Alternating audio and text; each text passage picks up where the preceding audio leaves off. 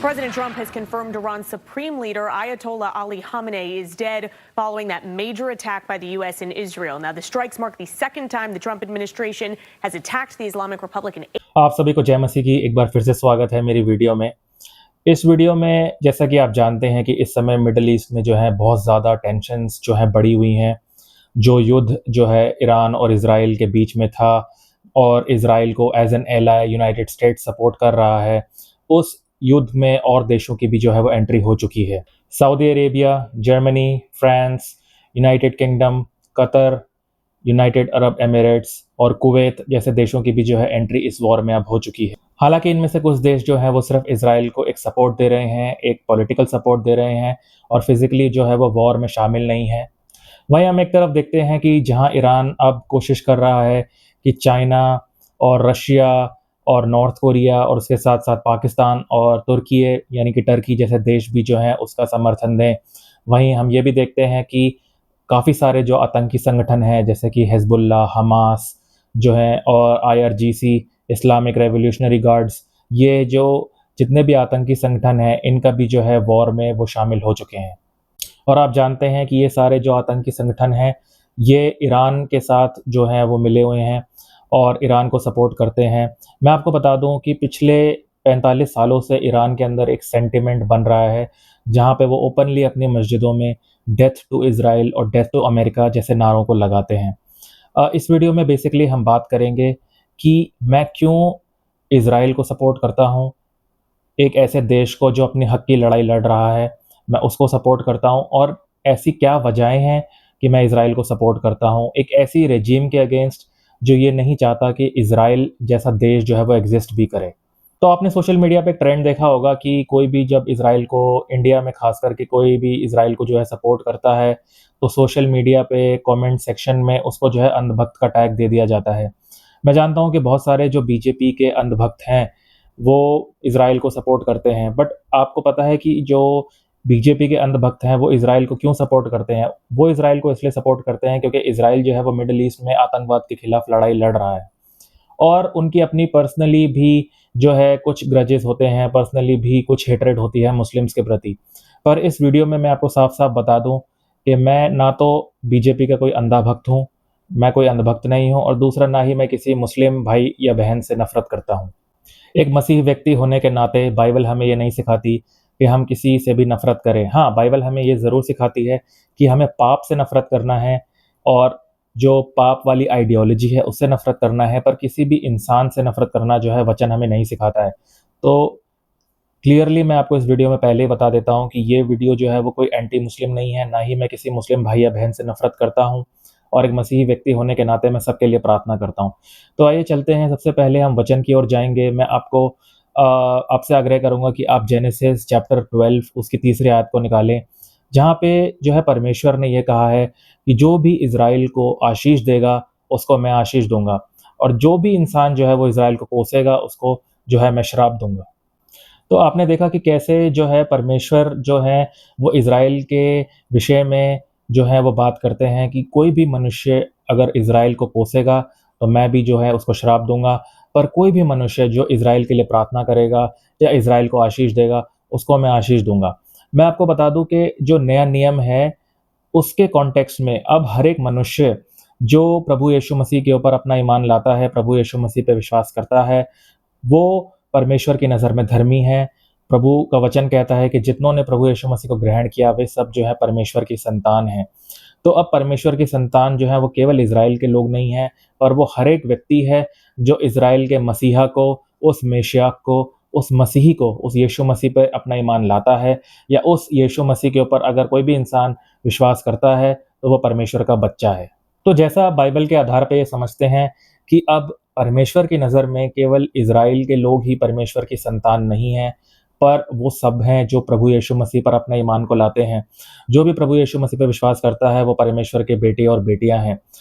हमें ये बात भी जाननी बहुत ज़रूरी है कि इज़राइल के पवित्र परमेश्वर यहोवा ने जो है वो इज़राइल के साथ और अब्राहम के साथ एक अनंत की वाचा को बांधा। अब देखते हैं कि वचन हमें बार बार इस चीज़ को ये बताता है कि जो उद्धार है वो इज़राइलियों में से है। हम देखते हैं कि प्रभु यीशु मसीह जो है वो स्वयं जो है वो यहूदी हैं, उनके जो चेले थे वो भी साहब जो थे वो यहूदी थे और इन्हीं चेलों ने जो है वो जगत के कोने में जा के जो है मसीहत का प्रचार किया, जो है वचन का प्रचार किया, गॉस्पेल को प्रीच किया। तो अब वचन के अकॉर्डिंग जो इज़राइल है वो केवल इज़राइल ऐसा कंट्री नहीं है, इज़राइल ऐसा देश नहीं है, और हर एक वो व्यक्ति है जो प्रभु यीशु मसीह पे अपने विश्वास को रखता है और प्रभु यीशु मसीह को जो है वो अपना उद्धारकर्ता मानता है। पर जैसा कि मैंने आपको बताया कि इसका ये भी मतलब नहीं है कि प्रभु परमेश्वर जो है वो इज़राइल एज़ अ कंट्री को जो है वो त्याग देंगे। क्योंकि आप क्लियरली देखते हैं प्रकाशित वाक्य 7 में, जहाँ पे साफ-साफ लिखा है कि अंत के समय में जब प्रभु यीशु मसीह जो है अपनी कलीसिया को बचाएँगे, तो उनमें सबसे पहले 1,44,000 जो है वो यहूदियों का उद्धार का वो चैप्टर जो है वो बात करता है। और उसके बाद उसी चैप्टर में लिखा है कि एक ऐसी बड़ी भीड़ जिसको कोई नहीं गिन सकता, वो सब लोग जो है वो परमेश्वर के सामने जो है वो उपस्थित हुए और वो हमेशा जो है प्रभु यीशु मसीह के साथ जो है वो स्वर्ग में रहेंगे। और मेरे प्रियो, ये वही बड़ी भीड़ है जो मैं और आपसे मिलकर बनी है। हम वो लोग जो प्रभु यीशु मसीह को अपना उद्धारकर्ता मानते हैं, ये वही बड़ी भीड़ है जिसके बारे में वचन जो है हमें बताता है। देखिए, सबसे पहले तो मैं किसी इंसान की मौत पर खुश नहीं हो रहा हूँ, ठीक है? आप देखेंगे कि ईरान में भी बहुत सारे जो है हमारे मसीही भाई और बहन हैं जो रह रहे हैं। इज़राइल में भी हमारे जो है मसीही भाई-बहन हैं जो वहाँ पे रह रहे हैं। और ईरान में ऐसे कई लोग हैं जिनको ईरान की जो है वो करंट रेजीम से कोई लेना-देना नहीं है, उन्हें युद्ध से कोई लेना-देना नहीं है। आप देखेंगे कि जहाँ पर इंडिया में लोग जो हैं वो गम मना रहे हैं कश्मीर में, वहीं पे आप ईरान में देखेंगे कि वहाँ पे बहुत सारी ऐसी वीडियोज़ जो हैं इन सोशल मीडिया पे निकल के आई हैं कि वहाँ पे लड़कियाँ जो हैं, लेडीज़ जो हैं, वो जश्न मना रही हैं। क्योंकि वहाँ पे जो करंट रेजीम के जो लीडर थे, अली खामेनी जो थे, उनको वो एक तानाशाह के रूप में देखते थे। उनकी तानाशाही से वहाँ के लोग जो हैं वो परेशान थे। और जब इज़राइल ने और यूएस ने एक जॉइंट ऑपरेशन ईरान के ऊपर किया और उनके सुप्रीम लीडर को जो है असैसिनेट किया, तो हम देखते हैं कि बहुत सारे लोगों ने जो है वहाँ पे जश्न मनाया।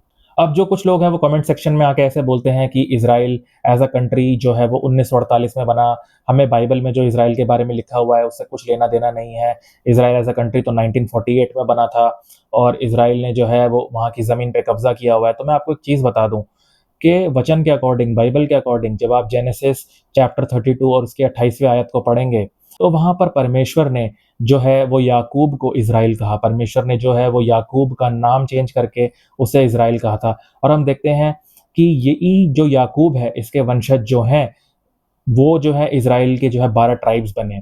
और हम देखते हैं कि जो बादशाह दाऊद हैं और बादशाह सुलेमान हैं, वो इसी ट्राइब का जो है वो हिस्सा हैं।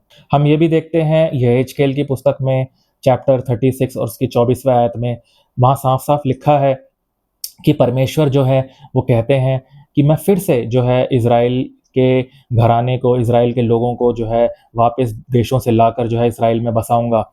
और यही इवेंट जो है वो 1948 में हमने देखा।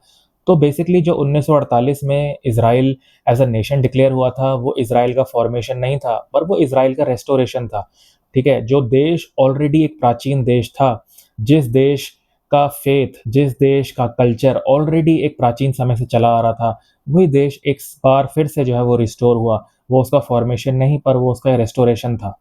आप देखते हैं कि प्रभु यीशु मसीह ने स्वयं जो है इज़राइल का बहुत बार ज़िक्र किया है वचन में, और उनके चेलों ने भी जो है बहुत बार इज़राइल शब्द का इस्तेमाल किया है। वचन जो है बार-बार जो है इज़राइल शब्द को यूज़ करता है और उसमें कहीं पर भी जो है वो पैलेस्तीन शब्द का इस्तेमाल नहीं किया गया। आप देखेंगे कि इस्लाम के मानने वाले जो कुरान को पढ़ते हैं, उसमें भी आप देखेंगे कि बार-बार जो है इज़राइल शब्द का बहुत बार इस्तेमाल हुआ है और वहाँ पर भी जो है पैलेस्तीन नामक देश का कोई ज़िक्र नहीं है। तो अंत में बस मैं आपसे यही कहना चाहूँगा कि एक मसीही व्यक्ति होने के नाते आप इन दोनों देशों के लिए प्रार्थना करें, इज़राइल के लिए भी प्रार्थना करें और ईरान के लिए भी प्रार्थना करें कि इन दोनों देशों के जो लोग हैं, वो आपसी प्रेम और आपसी संबंध को जो है बनाए रखें। इस वॉर को वो जो है हम परमेश्वर के अनुग्रह से एंड करें, जिससे कि मासूम जानें जो हैं वो ना जाएँ और इन दोनों देशों में लोग जो हैं बहुतायत से प्रभु यीशु मसीह को और प्रभु यीशु मसीह के वचन को जो है वो जानने पाएँ। और आप जानते हैं कि ईरान में, जैसे कि मैंने बताया, कि पिछले 45 साल से एक ऐसा सेंटिमेंट इज़राइल में था कि ईरान एक ऐसा देश है, जो वहाँ की रेजीम है, वो इज़राइल को एज़ अ कंट्री जो है वो रिकॉग्नाइज़ ही नहीं करती है। और वो अपनी मस्जिदों में जो है डेथ टू इज़राइल और डेथ टू यूनाइटेड स्टेट्स जैसे नारों को भी लगा रहे थे। और एक ऐसी रेजीम जो चाहती है कि इज़राइल का जो है नामो निशान इस दुनिया के नक्शे से हट जाए, ऐसी रेजिम के ऊपर जो है वो एक्शन भी होना ज़रूरी था। पर अगेन मैं फिर से आपको कहूँगा कि मैं किसी भी इंसान की मौत पे जो है वो खुशी नहीं मनाता हूँ और मैं दोनों देशों के लिए, इज़राइल के लिए और ईरान के लिए प्रार्थना करता हूँ कि यहाँ पे जो लोग हैं वो ज़्यादा से ज़्यादा जो है इस वॉर को एंड करने में जो है अपना समर्थन दें और मसीह की शिक्षाओं पे चलें और ज़्यादा से ज़्यादा जो है वो प्रेम और भाईचारे की तरफ बढ़ें। क्योंकि बहुत सारे ऐसे लोग हैं इन दोनों देशों में जिन्हें युद्ध से कोई लेना-देना नहीं है। जैसे मैंने ईरान में बताया कि वहाँ की रेजिम से भी कुछ लोगों को कोई लेना-देना नहीं है, वो तो बल्कि इस रेजिम से छुटकारा पाना चाहते थे। पर देखिए ईरान की जो करंट रेजिम है उसके चाहने या ना चाहने से कुछ नहीं होता, क्योंकि जो स्वर्ग का परमेश्वर है, उसी के चाहने से सब कुछ होता है।